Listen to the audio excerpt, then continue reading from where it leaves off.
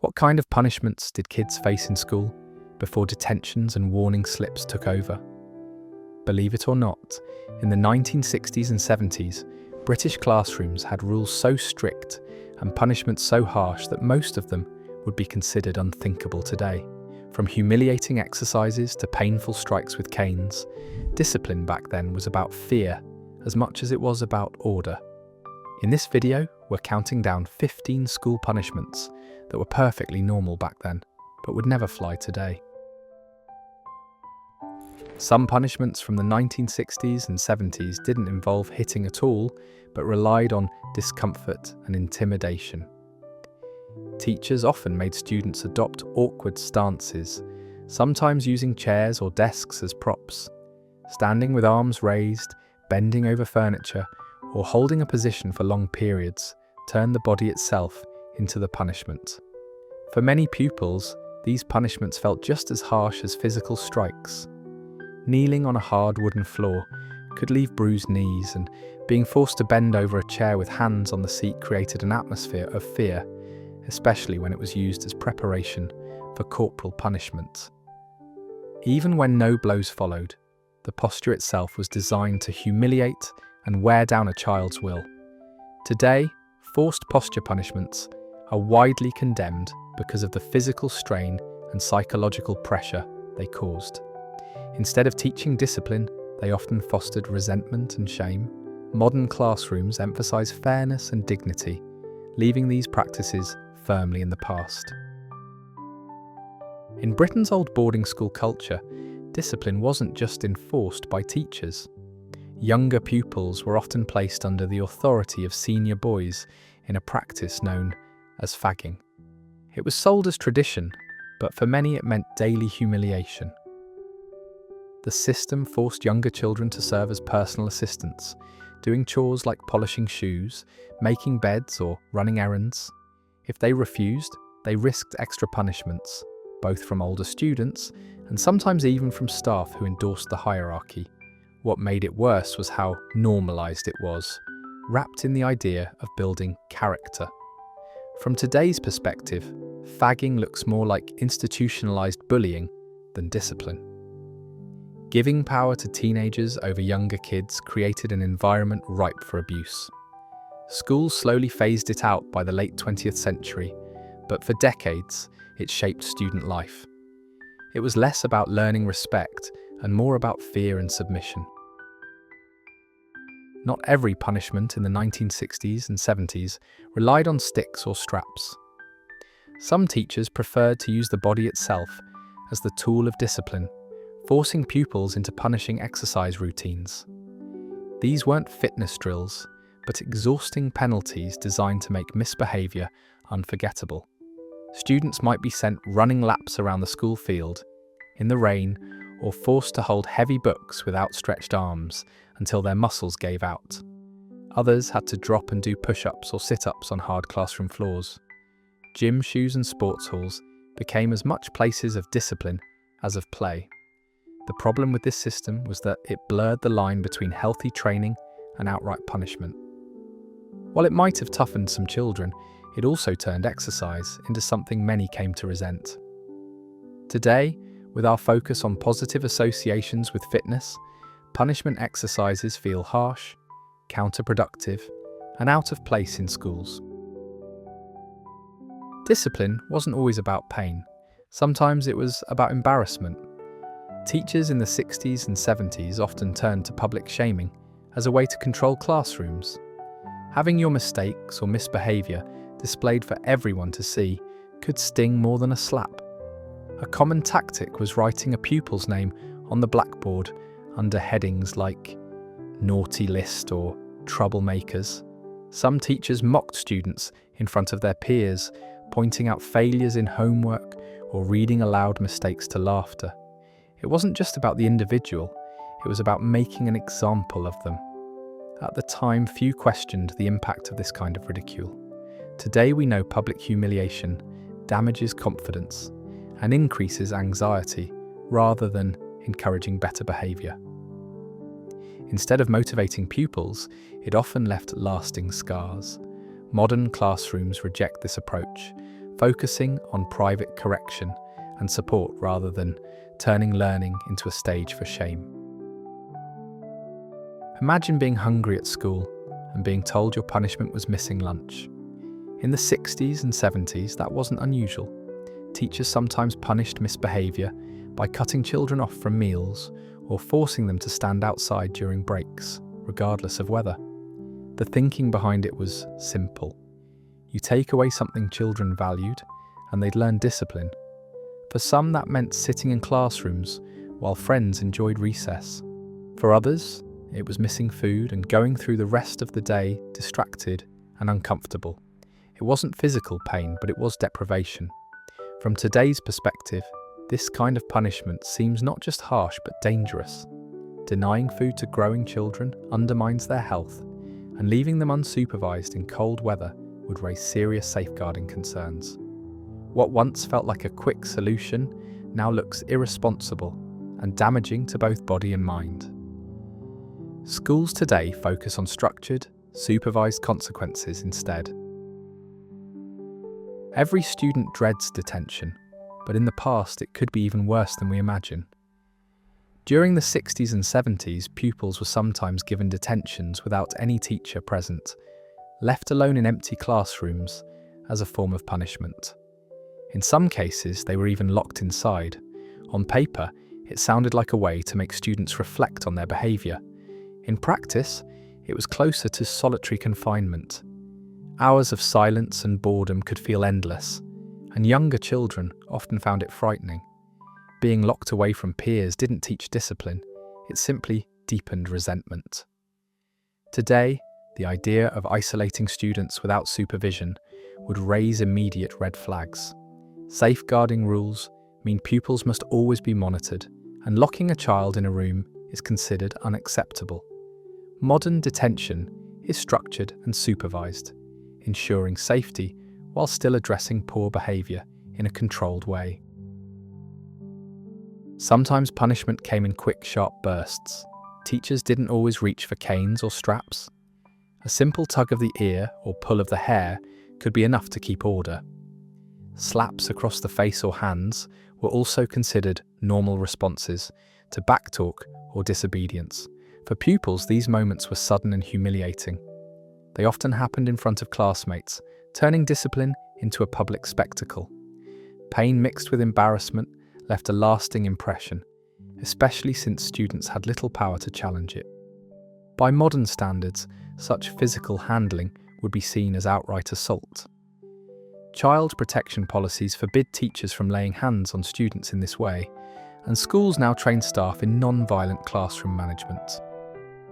What once seemed like quick discipline now reads as unacceptable aggression.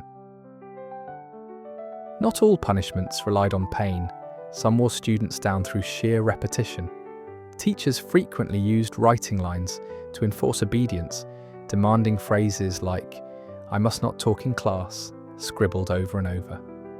At times, pupils had to copy entire passages from textbooks or even religious texts. This method was supposed to drill lessons into memory while keeping children busy. In reality, it often meant hours of cramped hands, wasted paper, and boredom. The punishment was less about reflection and more about breaking resistance through monotony. Today, writing lines is largely abandoned because it adds little educational value. Modern schools prefer constructive tasks that encourage learning, not mindless repetition. What was once a staple of discipline is now remembered as busy work that punished creativity more than it corrected behaviour. Another common punishment involved uncomfortable body positions. Teachers would order pupils to stand with their hands on their heads or kneel on hard floors for extended periods. It looked simple from the outside, but the longer it went on, the more it became unbearable. Children complained of aching muscles, sore knees, and frustration as they waited for release. The intent was to combine humiliation with physical strain, turning the body into a reminder of disobedience. In group settings, seeing classmates held in these positions reinforced the warning. Modern schools reject these punishments because they cause unnecessary pain and embarrassment. Instead of teaching discipline, they created resentment and sometimes even injury. Today's emphasis on safeguarding makes such practices unthinkable in any classroom. Forcing a child to stand silently in a corner might sound harmless, but in the 60s and 70s it could last for an hour or more. Pupils were made to face the wall while lessons carried on, cut off from participation and singled out for everyone to see. The isolation was meant to shame the pupil into behaving. For young children, the stillness and attention could feel endless, while older students often found the treatment degrading. It was less about learning and more about making someone an example to the room. Today, this style of punishment is criticised for its focus on humiliation. While timeouts still exist, they are structured, supervised, and designed to help children calm down rather than stand for hours in discomfort. The old approach of facing the wall belongs firmly in the past. Classrooms once had a very different kind of hazard. Teachers sometimes threw chalk sticks or even wooden board rubbers at disruptive students. What began as a quick way to grab attention could end with bruises or startled children ducking under their desks. For some, it was almost treated like a joke, but the reality was more serious. A heavy wooden rubber hitting the head or face could hurt badly, and it often embarrassed the student in front of the entire class. Instead of correcting behaviour, it sometimes created resentment or fear. Today, throwing objects at pupils would be seen as reckless and abusive. Teachers are expected to maintain order through respect, not projectiles. Looking back, this method highlights how casual physical risk was in classrooms of the past, something no modern parent or school would tolerate. The wooden ruler might look harmless today, but in past classrooms, it was an object of dread. Teachers often used it not for measuring, but for discipline, bringing it down sharply across a child's knuckles. Some schools even had heavier wooden paddles or whackers designed solely for punishment. This method was quick and visible, often carried out in front of the entire class. The sharp sting on the fingers or knuckles could leave marks or even bruises, and the embarrassment of being singled out often made it worse. A student caught daydreaming, talking back, or making mistakes could find themselves on the receiving end. Parents of the time often supported this punishment, believing it built discipline. But in practice, it caused fear and resentment. Many who endured it remember the physical pain vividly, but also the humiliation that lingered long after the sting faded. Today, it stands as a symbol of how casually violence was accepted in classrooms. The school slipper, usually a plimsoll or gym shoe, had a second life outside the sports hall. Teachers and prefects often used it as a makeshift paddle, delivering sharp smacks to a child's backside. It was quick, accessible, and brutally effective. Unlike the cane, slippering didn't always require a formal setting. It could be handed out on the spot, whether in the classroom, corridor, or gym.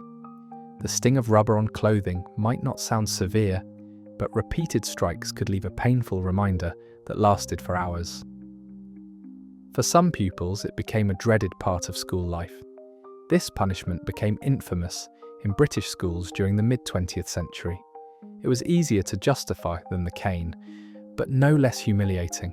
Many students remember the sudden fear whenever a teacher picked up a plimsoll. What seemed like a casual object of play and exercise instead became a tool of intimidation and pain. Leather straps, belts, and the Scottish Tawse were feared disciplinary tools in schools. Unlike wooden rulers or slippers, these were purpose-built for inflicting pain. The strap or Tawse was thick, heavy, and sometimes split at the end to intensify the sting when brought down across palms. Students lined up to receive it would often feel dread long before the punishment began. The cracking sound of leather striking skin echoed in classrooms, leaving pupils with sore, reddened hands that could throb for hours. It wasn't just the pain, it was the ritual of waiting, watching classmates suffer, and knowing your turn was next. Parents often accepted the strap as a normal part of education. particularly in Scotland. Teachers saw it as effective, but it often left children feeling humiliated and powerless. The fear it created might have kept order, but at a cost. Today, it stands as one of the most infamous punishments ever used in schools. The cane remains the most iconic symbol of old-school discipline. Long, flexible, and designed for maximum sting, it was used across Britain and beyond as the ultimate punishment for disobedience. Receiving the cane wasn't casual, it carried a sense of ceremony and authority. Students were often called to the front of the class, or even to the headmaster's office. The strikes delivered across the hands or buttocks were searingly painful. Sometimes a single stroke was enough to break a child down in tears. Other times, multiple lashes left welts or bruises that lasted days. The physical impact was matched by the psychological weight of public humiliation. Parents often believed the cane built character, but its legacy is far darker. Former pupils recall the fear it inspired, and how it created a culture of silence rather than respect. By the late 20th century, growing opposition finally ended its use in most countries. Even today, the cane remains shorthand for harsh and outdated schooling. And that wraps up our journey through the punishments that once ruled old-school classrooms. If you found this glimpse into the past interesting, don't forget to hit the like button. Subscribe for more stories of history, culture, and the forgotten practices that shaped everyday life. See you in the next one.